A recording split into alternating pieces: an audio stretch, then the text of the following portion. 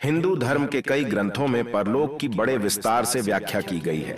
अनेक ग्रंथों में स्वर्ग और नर्क जाने के रास्ते, कर्म आधारित फल और इनके दंडों पर विस्तार से लिखा गया है। ऋग्वेद में कहा गया है कि स्वर्ग तीसरे आकाश में बसा है। ये वो जगह है जहां मधु के स्वाद वाली हजारों नहरें बहती हैं। वहीं अथर्ववेद में इस बात का उल्लेख है कि स्वर्ग में घी के हौज, मधु के तालाब, शराब से बहती हुई दूध, दही और पानी से सींचने वाली सब मीठी नहरें और कमल वाली झीलें प्राप्त होती हैं। वहां शहद, घी और मदिरा का भंडार है, जिसे पीने के लिए किसी की अनुमति लेने की जरूरत भी नहीं पड़ती।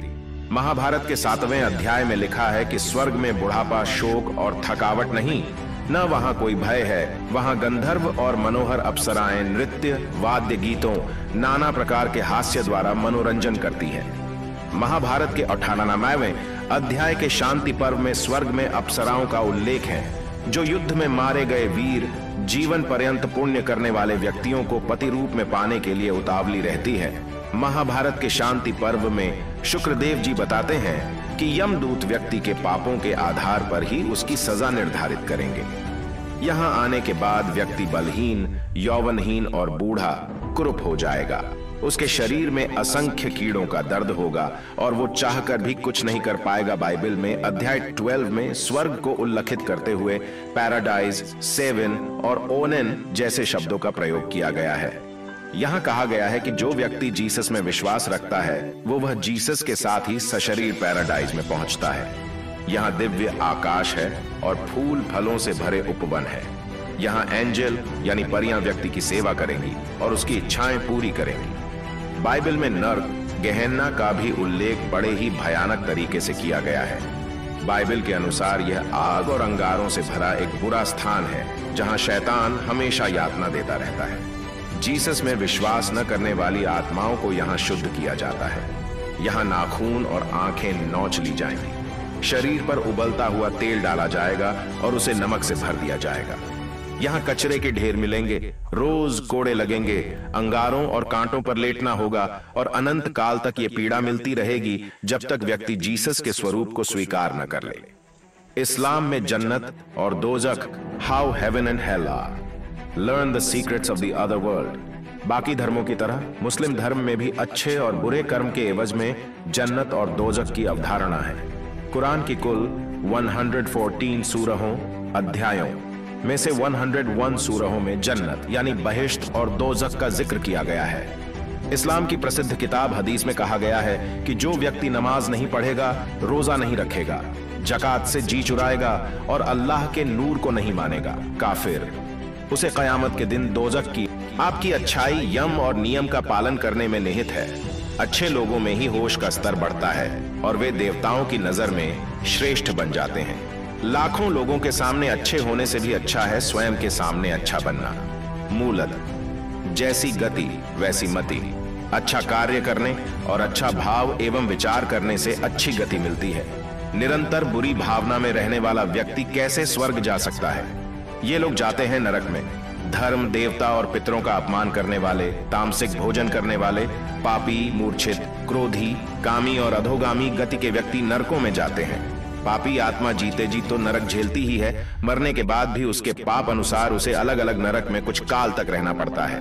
निरंतर क्रोध में रहना, कलह करना, सदा दूसरों को धोखा देने का सोचते रहना, शराब पीना, मांस भक्षण करना, दूसरों की स्वतंत्रता का हनन करना और पाप करने के बारे में सोचते रहने से व्यक्ति का चित्त खराब होकर नीचे के लोक में गति करने लगता है और मरने के बाद वह स्वतः ही नरक में गिर जाता है।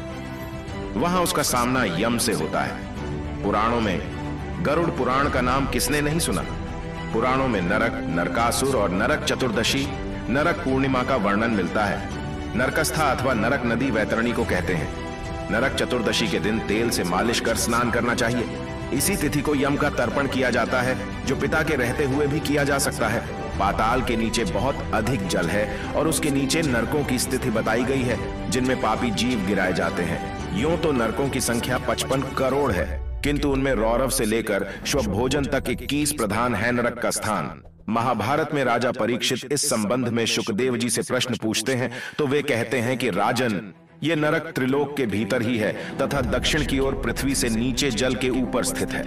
उस लोक में सूर्य के पुत्र पितृराज भगवान यम है, वे अपने सेवकों के सहित रहते हैं तथा भगवान की आज्ञा का उल्लंघन न करते हुए अपने दूतों द्वारा वहां लाए हुए मृत प्राणियों को उनके दुष्कर्मों के अनुसार पाप का फल दंड देते हैं। श्रीमद् भागवत और मनुस्मृति के अनुसार नरकों के नाम 1, तमिस्त्र 2, अंधशिस्त्र 3, रॉवर 4, महारॉवर 5, कुंभीपाक 6, कालसूत्र 7, आसिपम 1, 8, सकुरमुख 9, अंधकूप 10, मिभोजन 11, संदेश 12, तप्तसूर्म 13, वज्रकंटक शल्मली 14, वैतरणी 15, पुयोद 16, प्राणारोध 17, विशसन 18, लालभक्ष 19, सारम्यादन 20, अवीची और 21, अयपान इसके अलावा 22, क्षरकर्दम 23, रक्षोगण भोजन 24, शूलप्रोत 25, दंदशूप 26, अवनिरोधन 27, पर्यावर्तन और 28,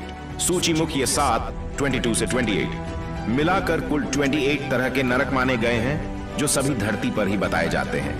हालांकि कुछ पुराणों में इनकी संख्या 36 तक है। आजकल लोग ज्यादा छली हो गए हैं। सब जीवों से व्यर्थ बैर रखने वाला तथा छल पूर्वक अस्त्र शस्त्र का निर्माण करने वाला विशसन नरक में गिराया जाता है। असत प्रतिग्रह ग्रहण करने वाला अधोमुख नरक में और अकेले ही मिष्ठान्न ग्रहण करने वाला पूय वह नरक में पड़ता है। बहुत से लोग जानवरों को पालकर उनके बल पर अपना जीवन यापन करते हैं। आजकल मुर्गों और कुत्तों को बेचने और पालने का व्यापार भी चल रहा है। बकरा, मुर्गा, कुत्ता, बिल्ली तथा पक्षियों को जीविका के लिए पालने वाला मनुष्य भी पूय वह नरक में पड़ता है। बहुत से लोग दूसरों के प्रति बैर भाव रखते हैं और उनका अहित करने की ही सोचते रहते हैं। पुराणों में कहा गया है कि दूसरों के घर, खेत, घास और अनाज में आग लगाता है वह रुधिरांध नरक में डाला जाता है। ज्योतिषी विद्या का आजकल ज्यादा प्रचलन है। झूठ बोलकर धंधा करने वाले ज्योतिषियों की तो भरमार हो चली है। पुराणों अनुसार नक्षत्र विद्या तथा नट एवं मल्लों की वृत्ति से जीविका चलाने वाला मनुष्य वैतरणी नामक नरक में जाता है। धन, ताकत और जवानी में अंधे और उन्मुक्त होकर दूसरों के धन का अपहरण करने वाले पापी को कृष्ण अंधकार नामक नरक में गिराया जाता है। पूरे विश्व में पर्यावरण को नुकसान पहुंचाया जा रहा है। बहुत तेजी से वृक्षों को काटा जा रहा है। पुराणों अनुसार वृक्षों को काटने वाला मनुष्य असिपत्र वन में जाता है। वृक्षों में भी पीपल, बढ़, नीम, केल, अनार, बिल्व, आम, अशोक, शमी, नारियल, अनार, बांस आदि पवित्र वृक्षों को काटना तो घोर पाप माना गया है। इसके अलावा जो कपट वृत्ति से जीविका चलाते हैं वे सब लोग बहिज्वाल नामक नरक में गिराए जाते हैं।